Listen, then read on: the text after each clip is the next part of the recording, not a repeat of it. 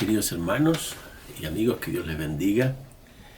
Gracias al Señor una vez más por estar juntos y poder compartir la siempre vigente y presente palabra del Señor. Es una tremenda responsabilidad, como privilegio, el poder acercarnos a la Escritura y ver cómo nuestro Dios, el único Dios, ojo, el único Dios, hermanos, no hay otro Dios. Son los hombres que hacen imágenes y crean cosas o hacen cosas, objetos de madera, de diferentes materiales, o las cosas creadas y le rinden culto. Pero la revelación sagrada, la palabra del Señor, dice que hay un solo Dios y un solo mediador entre Dios y los hombres, Jesucristo hombre. Bien, entonces quiero que consideremos en este día la palabra del Señor en el libro de Isaías, capítulo 11, 3 al 5. Y dicen así: y le hará entender diligente en el temor de Dios, no juzgará según la vista de sus ojos, ni arguirá por lo que oiga sus oídos, sino que juzgará con justicia a los pobres y arguirá con equidad por los mansos de la tierra, y herirá la tierra con la vara de su boca, y con el espíritu de sus labios matará al impío. Y será la justicia cinto de sus lomos, y la fidelidad ceñidor de su cintura. El tema que vamos a considerar el día de hoy es el Mesías y la justicia. En el texto, haciendo un análisis de la gramática del Antiguo Testamento, es decir, en hebreo, como también algunos vocablos latinos y griegos, los estudios indican que la palabra esta de justicia o justo o sus variantes lingüísticas se mencionan en las Escrituras 658 versículos, o en 658 ocasiones se menciona esta palabra acerca de la justicia.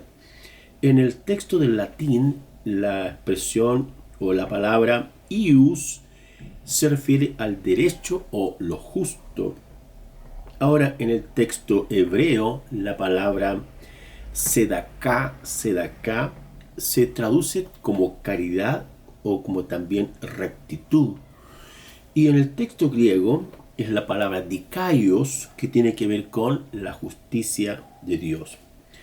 Ahora, en el texto que estamos mencionando, el pasaje bíblico dice que el Mesías no va a juzgar a las personas, a la gente o a los individuos por lo que él ve o por lo que escucha, o que alguien le podría decir cómo tendría que realizar un juicio acerca de una determinada situación que alguien cometió o hizo, sino que más bien el juicio del Señor, de este Mesías, tiene dos características que en este pasaje son dignas de considerar. La primera de ellas es que el juicio del Mesías será un juicio de justicia.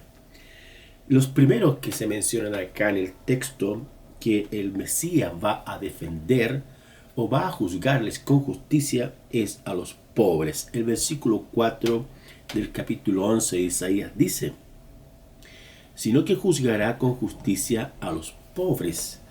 Ahora, mucha gente, en un sentido material o en sentido cultural, se podría decir que son pobres, pero el término pobres en las Escrituras se aplica tanto pobres en espíritu como pobres en aquellas cosas materiales, o pobres la persona que reconoce su necesidad imperiosa de que alguien le ayude.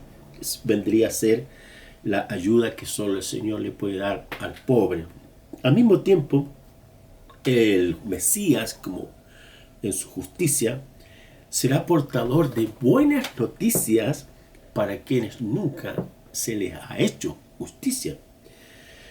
Dice el texto también de que la cintura, él va a portar el cinto que diga que él es el juez justo, y su forma de proceder y responder será la fidelidad. Eso indica que las personas podrán confiar en que este juez, este Mesías justo, va a juzgar y proceder con justicia. El mismo texto del Nuevo Testamento en Mateo 5, en las instrucciones o características de los súbditos del reino, nuestro Señor Jesucristo, sentado en el monte o sermón del monte, allí Él habla de que el creyente puede ser feliz si padece persecución por causa de la justicia. Pero aquí la justicia no tiene que ver con la justicia de los hombres, sino con la justicia de Dios. ¿Qué se le promete a este creyente? Se le promete el reino de los cielos. Dice, bienaventurados los que padecen persecución por causa de la justicia, ¿ven? Pero la justicia de Dios, la justicia del reino divino, en contraste con lo que sería la justicia humana. El libro de Proverbios plantea algo hermoso, que hay bendiciones para aquel que actúa con justicia, y dice al mismo tiempo que la memoria del justo será bendita. La memoria del justo será bendita. Entonces, mis queridos hermanos, hemos compartido el primer punto de cómo el Mesías y la justicia, Él va a actuar siempre con rectitud, defendiendo a quienes han sido humillados o maltratados por diferentes razones, y el juez justo, que es el Señor, en su respuesta va a actuar con bondad, con fidelidad, con misericordia, pero especialmente defendiendo a quienes no se les ha hecho justicia. Entonces, uno tendría que pensar como creyente, haciendo un análisis práctico, es que el creyente tiene que buscar la justicia en Dios. La palabra del Señor enseña en otros segmentos de la Escritura, dice que el Señor dice, mía es la venganza, yo pagaré. Eso indica que el creyente no tiene que ser un hombre vengativo, buscar la ocasión para actuar de forma de revancha acerca de algo que alguien le hizo, sino que tiene que dejar las cosas en las manos del Señor, porque Él es el juez justo que va a juzgar con fidelidad y va a defender la causa en alguna situación que se le imputó por ser algo irregular. Dios es el juez justo. En segundo lugar, el Mesías, en su justicia, juzgará con equidad. También ahí se promete a los mansos de la tierra. Los mansos de la tierra son aquellas personas que saben y entienden que Dios es el que responde a sus necesidades y no tienen que usar la violencia o armas para dañar al prójimo y obtener algunas ventajas específicas puntuales. Al mismo tiempo, el pasaje habla de que, en el texto dice que habla, que voy a leerlo, dice, sino que juzgará con justicia a los pobres y herirá la tierra con la vara de su boca. Esta expresión herirá se traduce también dar un golpe a los habitantes injustos de la tierra.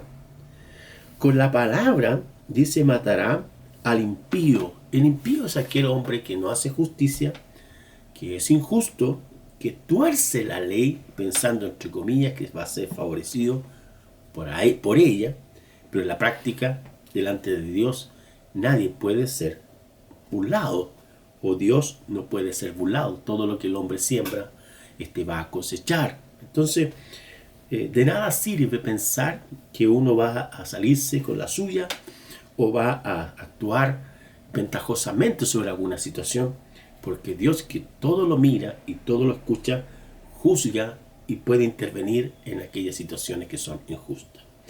Algunos pasajes que también hablan acerca de la justicia están en 2 Timoteo 2:22, que le exhorta el Dios Todopoderoso al creyente a seguir la justicia. La justicia es la medida justa y necesaria que la persona necesita. Seguir la justicia, seguir la medida justa. No caer en la codicia o el querer apropiarse de las cosas del otro, sino que estar contento con lo que tenemos. Y la Escritura dice que debemos ser agradecidos con lo que tenemos y contentos con lo que Dios nos ha entregado, ya que el Señor es justo y sabe perfectamente lo que necesitamos para cada día. En 1 Juan 2:29 se exhorta al creyente a hacer justicia, es decir, ser una persona justa, dar la medida, repartir adecuadamente. En Romanos 6:18 habla de servir a la justicia, y aquí el pasaje tiene que ver con las autoridades políticas, jurídicas, legales, donde el creyente debe respetar las leyes donde éste se encuentra o en el lugar que vive. En Proverbios 4:18 dice que los justos resplandecerán como la luz de la aurora y su vida irá en aumento cada día. Entonces, las bendiciones, hermanos, y el reinado del Mesías, o el Mesías y la justicia, Él es la única persona que cuando Él venga va a establecer su reino aquí en la tierra, y su característica será la justicia, e instaurará permanentemente en este mundo de injusticia su justicia. Ahora, ¿cómo se puede justificar el hombre delante de Dios? En Romanos capítulo 5 dice: justificados pues por la fe tenemos paz para con Dios. Ninguno de nosotros pudiera decir que es un hombre justo, pero en Cristo Jesús podemos ser justos. Por eso el texto de Romanos dice: justificados pues por la fe tenemos paz para con Dios. Es Dios el juez, es Cristo el Mesías de la justicia, y cuando Él venga va a inaugurar su reino de justicia, donde aplicará una justicia sustentada en la fidelidad, en la bondad, en la misericordia y en la rectitud. Seamos creyentes justos, que oremos por la justicia, para que el reino de Dios se manifieste en justicia, y para que oremos al Señor de modo que sea Él el que intervenga en aquellas situaciones que hemos experimentado que, entre comillas, pudieron haber sido injustas, pero es el Señor el juez que defiende la causa de sus hijos. Y la palabra del Señor tiene muchos ejemplos donde podemos encontrar que Dios defiende, interviene, actúa, haciendo lo que es recto para quienes son sus hijos que actúan rectamente. Pongamos nuestras vidas, nuestras causas, nuestras situaciones, nuestros conflictos, nuestras diferencias en las manos del Dios justo, porque Él es el que juzga correctamente delante de todas las personas. Oremos. Padre, te damos muchas, pero muchas gracias. ¿Quién más que tú, Señor, que eres el juez justo, sabe intervenir, sabe actuar, sabe responder y sabe proceder correctamente en todas las cosas? Señor, ponemos en nuestra vida en tus manos, para que seas tú quien nos dirija, que nos ayude, para que nosotros aprendamos a través de tu palabra a ser justos, a repartir la medida adecuada, no sacar ventaja de las situaciones, sino que ser justos en todo momento. Enséñanos y ayúdanos e ilumínanos para tomar buenas decisiones para hacer tu voluntad aquí en la tierra hoy. En el nombre de Jesús te damos gracias. Amén. Bendiciones.